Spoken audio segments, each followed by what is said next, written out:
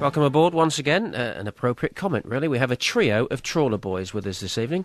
Do you like that one? Craig Fleming, Ady Gallagher and Mick Chapman. No, it wasn't that good, was it? Okay. No. Good to see you guys. Let's start with Craig. You went down to Harrowborough during the week in the Ryman Premier, and second away defeat of the season, unfortunately. Yeah, it didn't go particularly well. Tight start, then they got a man sent off. We had enough chances to win the game, didn't take them. They had probably 3-4 chances and took 2 of them. Yeah, so it wasn't a great performance, to be honest with you. So often happens, Mick, doesn't it? Against 10 men, it's a totally different scenario. Yeah, very much so. I mean, it happens at every level. You see it. It's always difficult, to play against 10. And and on Tuesday, you've got to give them credit. They worked their socks off. They made it really difficult for us. And like Craig said, we had a lot of possession, but that just didn't do for us on the night. And it's disappointing.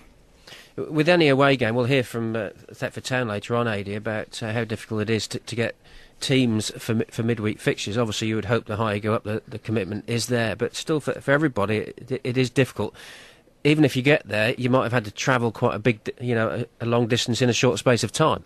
Yeah, and let's not forget the lads a lot of the lads have worked that day as well, and some can't make the coach and would have to drive straight there. And we were discussing earlier that could have been a factor in some performances. That players have finished work quickly, driven all the way to London, and it takes a lot out of you on the day, and it's something we've got to get used to this year and adjust to. One of those injuries, Mick, is Matt Nolan, who of course top scorer last season, and to be without him is a big blow. What's the latest on his? It was a quite bizarre and freak injury as well, wasn't it? Yeah, it was. I mean, all the players were given programmes during the summer, by Fleming Dave to make sure they came back fit, and Matty was sticking to that. To be honest with you, he was doing some training and playing a sort of small-sided game, and he climbed over a fence to get a ball, got his stud caught in it, and came straight down on his elbow, snapped it completely, which horrific really. And he's had surgery on it, and that's been progressing, but it's been really, really slow, and it's come to a bit of a standstill. So he's now, he's been up to Norwich, and he's had a couple of scans, and we're getting closer, but it's still worrying because somebody of his quality, over 30 goals last year, and you take it out of any side, you're going to miss him. Having said that, it gives the opportunity, Ady, to somebody else, and Danny Bloomfield. I saw him against Hornchurch, and he looks. Well, a run in the side obviously helps your confidence, but it looks a totally different player. Yeah, I mean, Danny, fair play to him. He went away in the summer and came back tremendously fit. He was one of the lads who, has put himself out of his way really in the summer to get himself in good condition, and it's paying dividends for him and for us as well. He's looked really sharp in the side. He's really hungry to do well, and and he's doing what he's done all his career. He started to nick goals and be a real predator around the 6-yard box, and long may it continue really. He does that, doesn't he, Craig? He's not one of those who'll score a fantastic 30-yarder or whatever, a screamer. He's always thereabouts. Yeah, he always has been. Going back to the Norwich days, it was always in the reserves. He'd come in on a Tuesday, on a Wednesday morning, Thursday morning, out of the reserve, go on, 1-3-0. Danny got 2. He's just that kind of. If you watch him play, he's a natural goal scorer. You can't coach it. If things go into the keeper, he is always following in. He got a goal like that Saturday. If things are going across the 6-yard box, he's always in the 6-yard box. He's just natural at it. And he's one of those guys that can show to other local players around there. If you get a chance, then it can be taken, because he was it Newmarket, I think he was, and then got an opportunity with Norwich. Okay, he didn't break into the first team. But I think he was a bit unfortunate, really. I think he's a bit of a.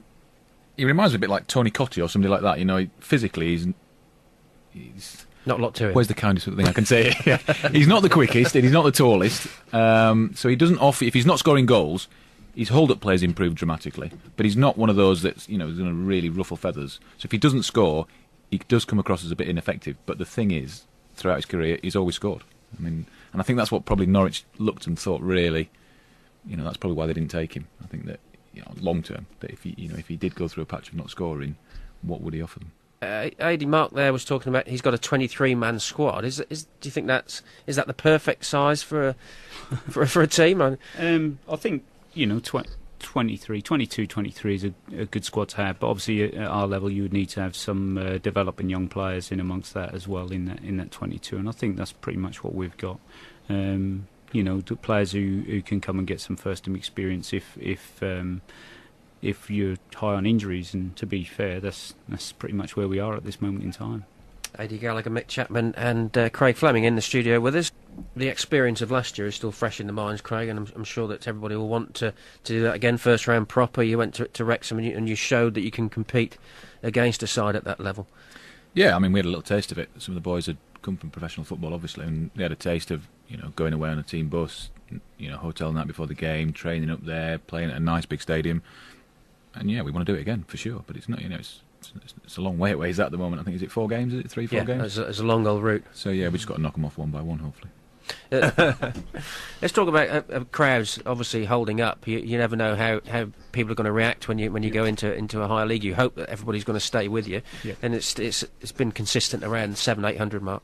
Yeah, we started well. There was a bit of chat about the entrance fees in the summer because obviously when we went up into the Ryman League North, we didn't put them up, and they hadn't really gone up properly for a couple of years. So there's a bit of an increase in the summer, but the reality is, I think people have got used to supporting the club over the last 2 or 3 years. They've had good value for money in that time, and I think they still feel that they're getting good value for money now. So it's good to get good crowds. We got 800 last week, and hopefully the FA Cup normally brings a few extras in. So long may it continue, and hopefully if we can keep providing decent entertainment and can keep a good side together, then we can build on it during the season.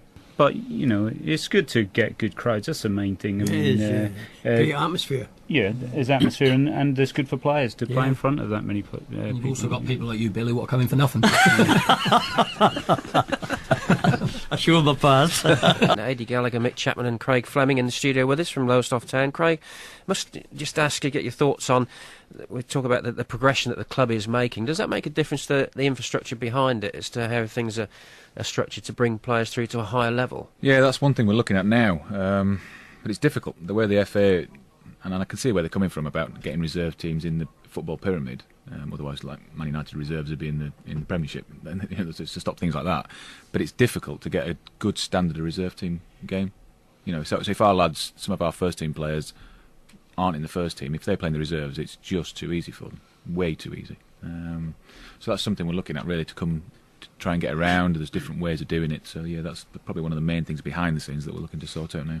Yeah, a few things have been tried over the past, like the Origins reserve side league coming in, this, that and the other, but nobody seems to have nailed it properly yet. No, I think, hopefully, there's enough clubs around this area now with, Cambridge City, Cambridge United, Histon, Sudbury, ourselves, Kings Lynn, that perhaps we could get some kind of reserve league for those clubs, like an invitational kind of league, I don't know, but it's something to look at, I think.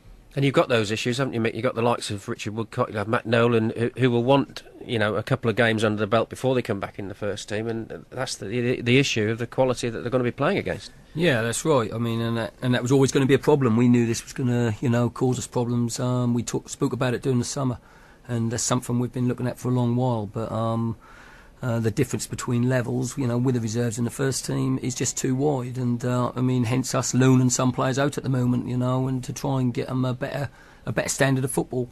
But that's something we're just going to have to keep working on, and and come up with a solution. Where do you think you are at the moment, Ady?